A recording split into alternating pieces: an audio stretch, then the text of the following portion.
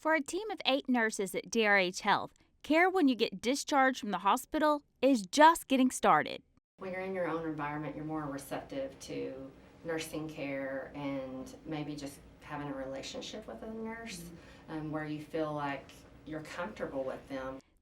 They help with everything from wound care to medication management or education, and even care following surgery. A lot of hip surgeries, knee surgeries, shoulder surgeries, anything down to OT has to do with your, things that you do with your upper extremities. And then sometimes people get bad infections where they might need an IV antibiotic where they need that administered in their home. This is for a 6-week period, so that would be a long hospital stay, and this could just be something you could do in the home. And it's not just people who live in the city of Duncan.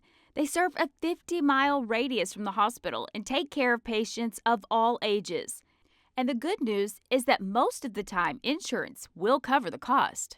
It's such a good benefit. When we're in the hospital, we're scared and it's not our own environment. We don't feel comfortable. When we go home, we can sleep in our own bed. We can have our family around us.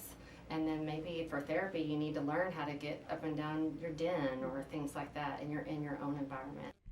And it doesn't take long to see this program is something English Bee and her team are passionate about, because they say without it, Oh man, we would have so many more people in facilities. We would have so many more people that maybe wouldn't get the care they needed and maybe not even be able to return to their homes. DRH Home Health also prides itself on offering multiple services that sets them apart from others, including a remote patient monitoring system. That's where we can have them check their blood pressure, their weights, things like that in the home while we're watching their medications and making sure that these medications are working. Some home cares don't offer that service. We are one of the only ones in the area.